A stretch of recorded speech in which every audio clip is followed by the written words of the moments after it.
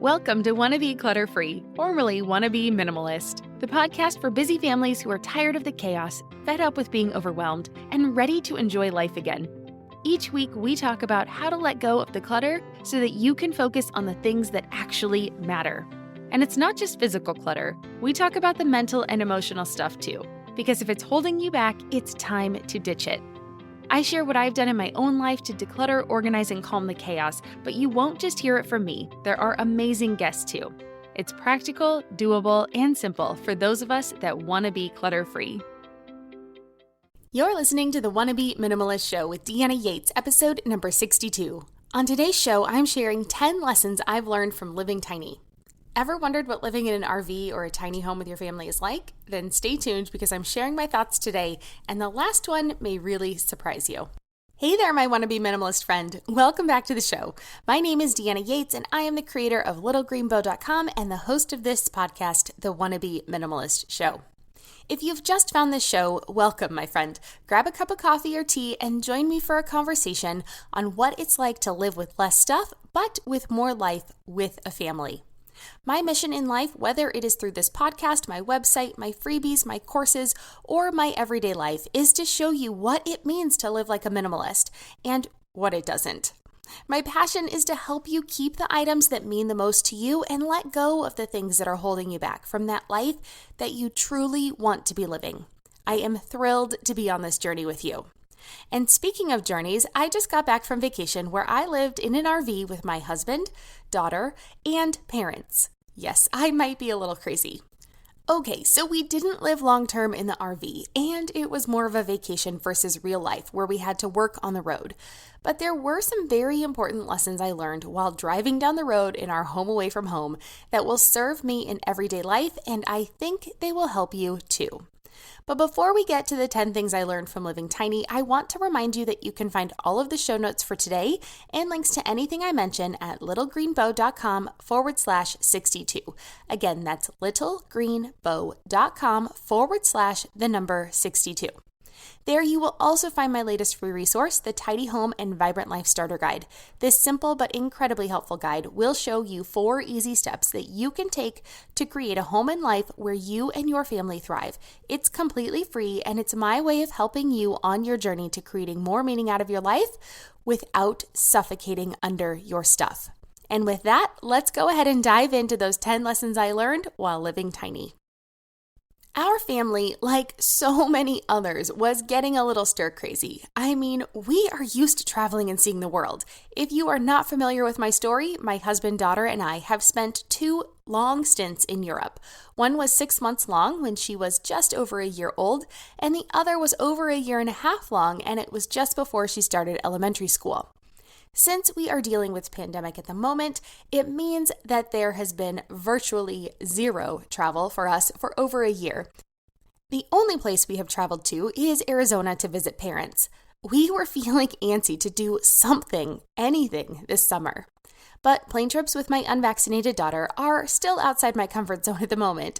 So way back in December, I threw out this crazy idea of taking an RV trip with my parents. When I was about my daughter's age, my family took a 10-day RV trip across the Southwest U.S., and it was an amazing experience. I thought it would be incredible to do the same with my kiddo.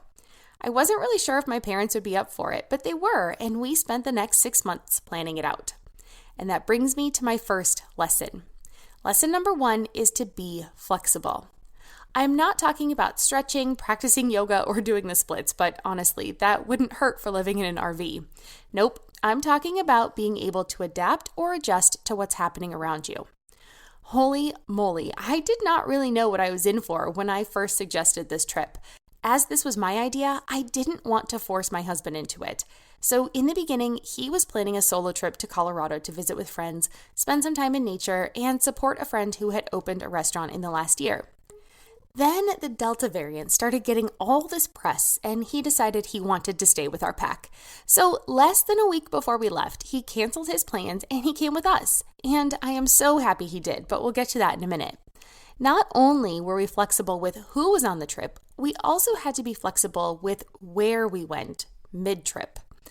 Our first couple of nights were rough. I will spare you the details of the full route, but our original plan had been to drive about 150 miles per day, so really only around 3 hours, and stay in a different destination each night, with the exception of the end of the trip where we spent 2 nights at the same campground. Okay, that sounds confusing, but it all sounded really great on paper.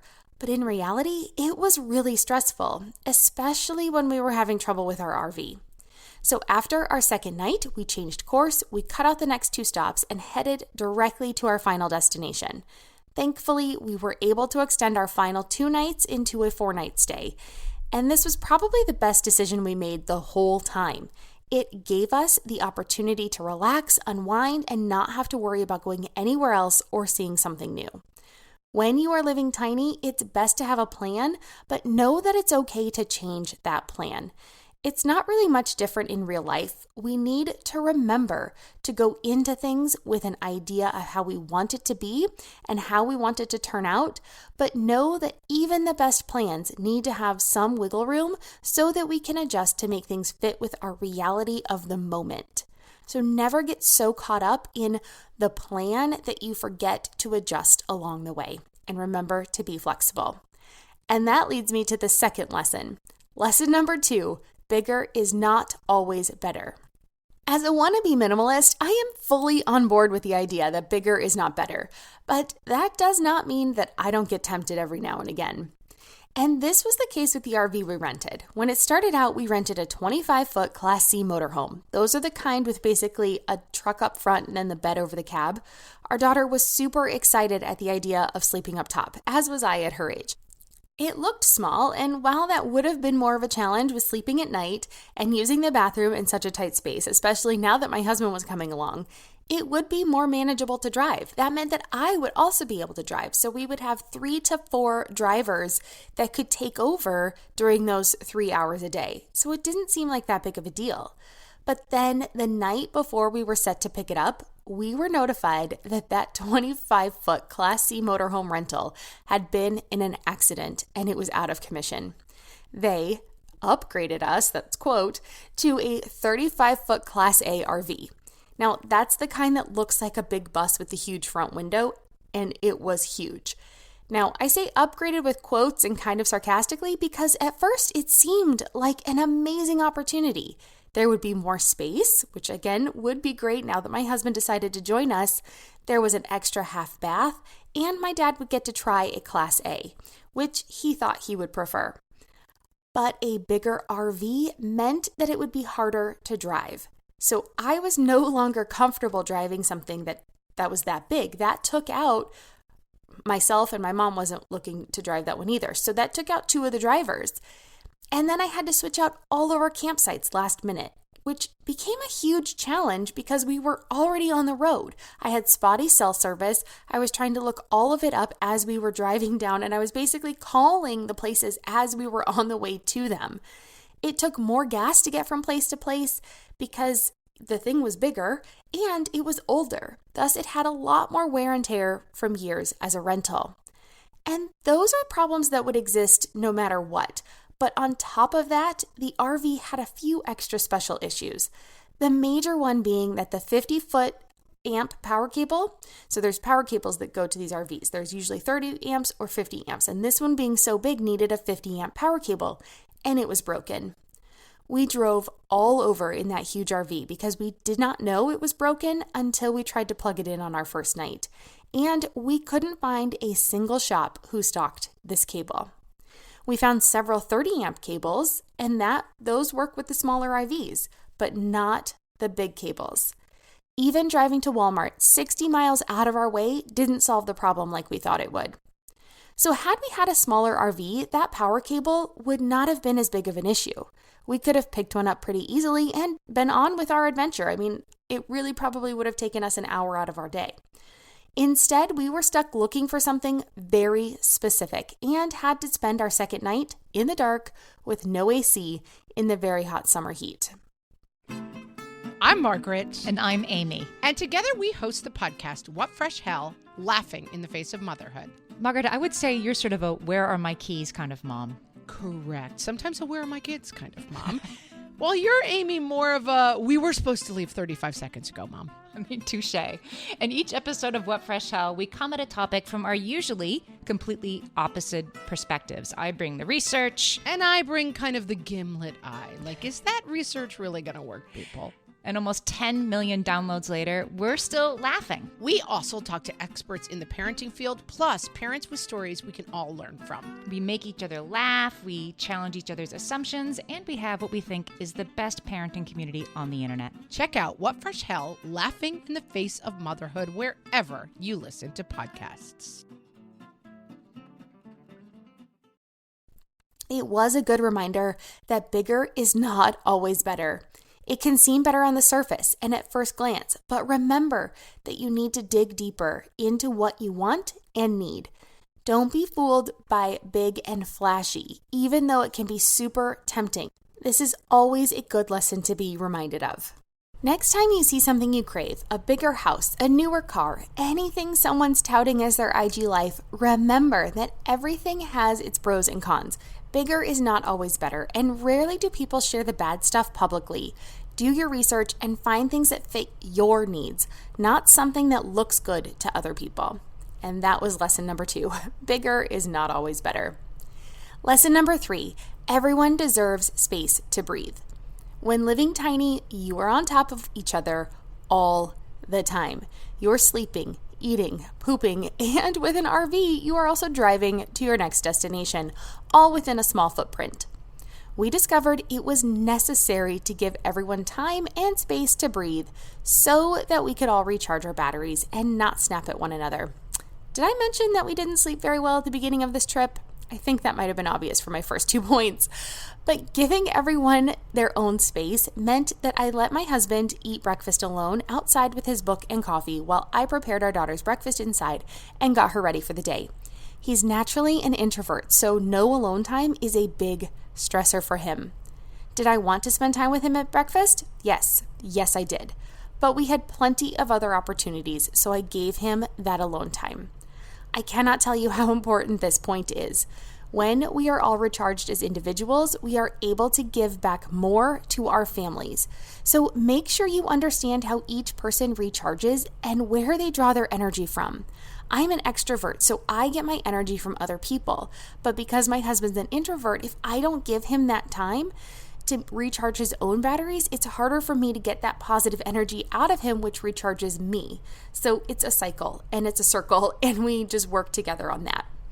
So if you're planning a trip in an RV, looking to downsize, or just looking for more joy in your current home, consider how you can carve out time for each person or give everyone their own individual space, even if that's not really a physical space in the home, but the ability to be alone, whether inside or outside. Happy individuals equal happier families. Okay, lesson number 3, everyone deserves space to breathe. Lesson number 4, never underestimate the power of nature. Now that I'm a parent, I get outside much more than if it was just me. Honestly, I have much better habits because I am taken care of and responsible for raising another human. If it was only me and I only had myself to think about, I probably would go for a jog on the beach a few days a week and then stick myself right behind my computer for way too many of my waking hours.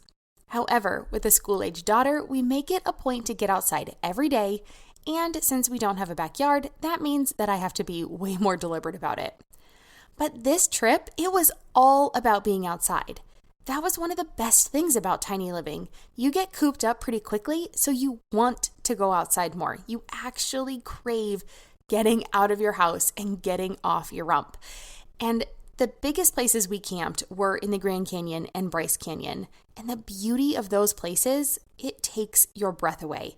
Being in nature helps ground you, it relaxes you, and it reminds you of what's really important. At least it does for me. And it was so rejuvenating to be out in nature that we are planning ways to increase our time outside on the weekends. So if you're feeling stressed, cooped up, or overwhelmed, go ahead and find some time to get outside and just breathe in nature. You don't even have to go on big hikes or do anything really crazy. Just get out in it and go for a walk. It is amazing how much it can clear your head and just clear away some of that stress.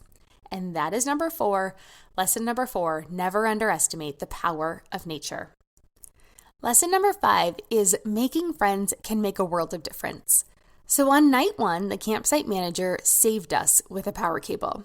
His name was Klaus, and he actually was like our personal Santa Claus. I mean, he saved the night for us. We had just pulled up into our spot, and as the daylight was fading away, we realized that our power cable was broken. Our family was so frustrated. I mean, I cannot even tell you.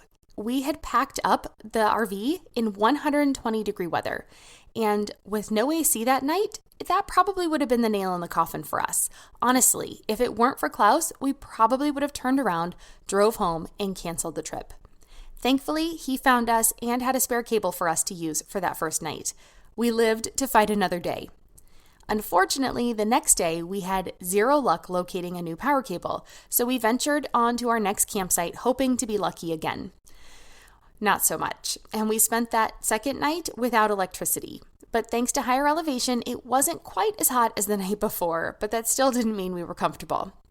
But on that second night, we made our first camp friends. I struck up a conversation with the family next to us. Remember, I said I was an extrovert, and they were so great. The dad came over to inspect the cable and to give us pointers about keeping our food cold in the fridge, how long we could expect our propane tank to last, and he gave my husband a ride to the general store to look for an adapter as it had started to rain pretty hard, so that way we wouldn't have to move the giant RV to go look for some supplies. The next morning, our new friends helped us locate a power cable on our way to our next destination, and they called to have the store put it on hold for us because our cell service was not working at that campsite. But the biggest lesson here was how much just talking to another family and them saying it would be okay boosted our spirits. It was the injection of positivity that we needed at just the right moment. That family has no idea that meeting them that night turned our trip around and was the start of us actually enjoying ourselves. The lesson I took away from this was to never let yourself get so down that you don't reach out for help when you need it. Even just the littlest dose of positive encouragement can make a world of difference. Had I simply said that things were fine when they asked how we were doing instead of being honest, we would have continued to struggle that night and possibly for the rest of the trip. Most people are kind, so let them surprise you for the better and reach out for help when you need it. And that was lesson number 5, that making friends can make a world of difference. Lesson number 6, organization is key. I wanted our tiny living experiment to go well, so weeks before the trip, I started watching camping hack videos and planning out our menu of meals in an attempt to be more organized. This was a lifesaver, as it alleviated some of the stress from the other parts of our RV living that we were not expecting. At least with having our meals planned out, we didn't have to worry about food throughout the day, as we were already stressed enough about how to get to our next destination, and full tummies make for happier people. The truth is, organization and planning make a big impact, whether you're living tiny or not. Not only did we plan out our meals and use camping hacks, the other organization tip we relied on heavily in the RV was to give everything a home. I know I have talked about this on the podcast before, and I cover it in my course, Vibrant Home Academy, and that's because it works. As we packed up the RV with our personal belongings, each cabinet was given a purpose, and only things for that purpose were allowed to be kept there. There were specific spaces and cabinets for our clothes, our toiletries, the books and entertainment items, electronics, cookware, food, tableware, and the outdoor stuff. If it was an RV that we owned, honestly, I would go ahead and label each cabinet and door to make it easier to remember where the things went. Giving everything a place to belong made it easier to find what we needed, and it made it easier to tidy up at the end of the day.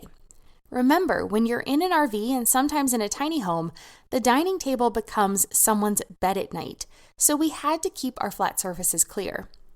This is one of the biggest lessons I have implemented in my home, but it is still a work in progress. If you want to make a big impact on your daily life, my recommendation is to lighten your load by decluttering. Do that first, and then give the items that remain a place to belong. And that is lesson number 6. Organization is key. Lesson 7 is that living tiny reminded me about conservation. At the time of this recording, we are experiencing the hottest summer on record in the US. It's hot and we're in a drought. While on our tiny living experiment, I was reminded that we do not need a lot to survive or to be happy. We lived with one bowl, one plate, and one set of flatware per person. We took super quick showers and we watched how much water we used because there's only so much in the tanks when you're not hooked up at a campground. While I still want more than one set of dishes per person in my home that I use every day, because honestly, I just prefer to run the dishwasher every night instead of washing them up 3 times a day because I do cook 3 meals at home a day, I've started turning the water off while I soap up in the shower. It's a simple change and it's going to make a big impact over time, and it doesn't really affect me too much while I'm taking my shower, especially in the summer.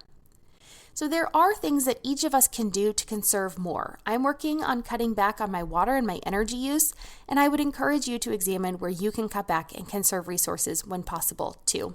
So that's lesson number 7. Living tiny reminded me about conservation.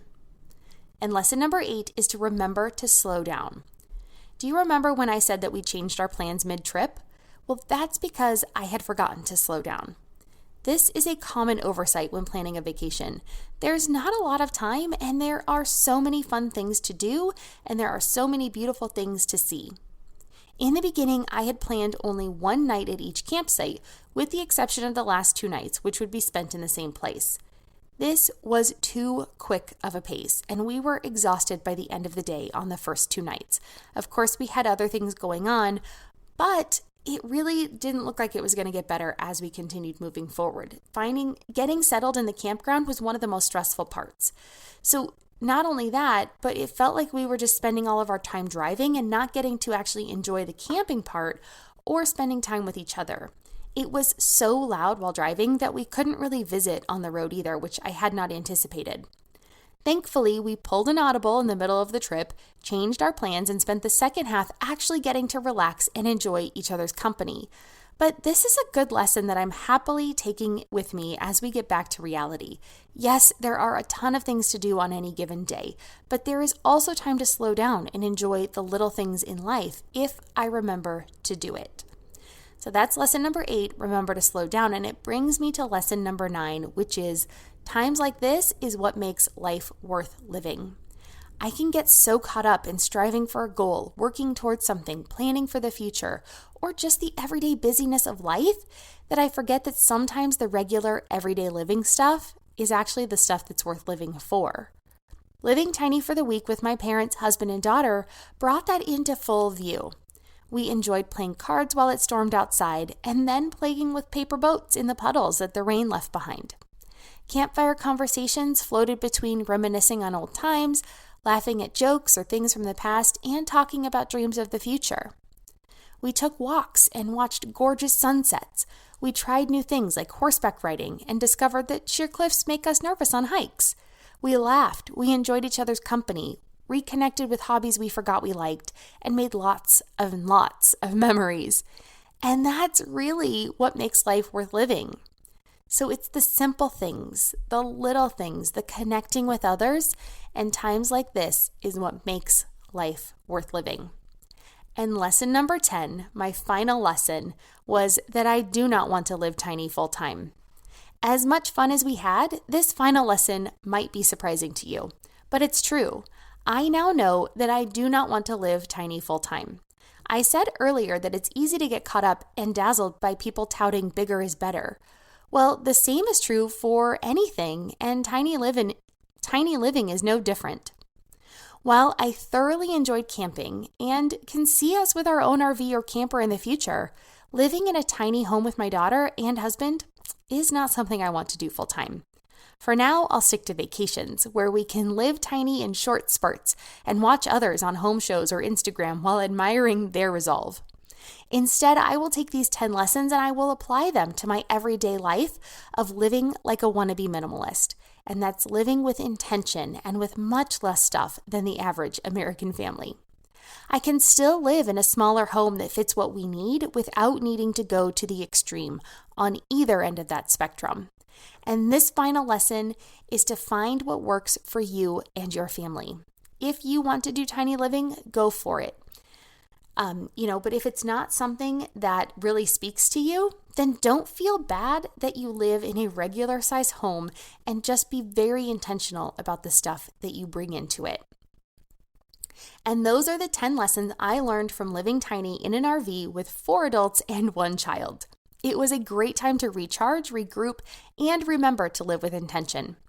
To recap, the 10 lessons I learned from living tiny that I will take into my daily life are: 1. Be flexible. 2. Bigger is not always better. 3. Everyone deserves space to breathe. 4. Never underestimate the power of nature. 5. Making friends can make a world of difference. 6. Organization is key. 7. Living tiny reminded me about conservation. 8. Remember to slow down. 9. Times like this is what makes life worth living. And 10. I do not want to live tiny full time. I hope you liked today's episode, and if you'd like to continue the conversation, I invite you to come on over and share in the Wannabe Minimalist community on Facebook. The group is completely free, and the conversations over there are really great. I'd love to hear if you ever lived tiny or if you've been tempted to try. Come tell me about it in the Wannabe Minimalist community, and let me know if any of these lessons resonated with you. And if you enjoyed today's episode and have not done so already, please be sure to subscribe to be notified of new episodes wherever you prefer to listen to podcasts. Also, leave a review so more people can find us and discover the benefits of a minimalist lifestyle for themselves. Don't forget, if you would like to get your free copy of the Tidy Home and Vibrant Life Starter Guide, which will help you jumpstart your efforts, you can grab it and all of the show notes for today's episode at littlegreenbow.com/62. Once again, you can get the show notes for today on my website at littlegreenbow.com/62. The Tidy Home and Vibrant Life Starter Guide is a simple but super helpful guide that will show you 4 easy steps that you can take to create a home and a life where you and your family thrive. Yes, it talks about decluttering, but that's just part of what you will find inside. It's completely free and my way of helping you on your journey to creating more meaning in your life without suffocating under your stuff. And that just about wraps it up for today's episode. But before I go, I just want to take a minute to thank you for listening to this show. I appreciate that you choose to spend some of your precious time with me, and I hope the information I provide is helpful, encouraging, and inspiring. If you have anything you would love for me to cover or to discuss, please feel free to reach out. I'd love to hear from you. Let me know how else I can serve you and the topics that you find most helpful. You can tag me on your Instagram stories. I'm little.green.bow on the platform. Don't forget the dots, please. Or you can email me at deanna@littlegreenbow.com. Cheers, and I will see you again in 2 weeks.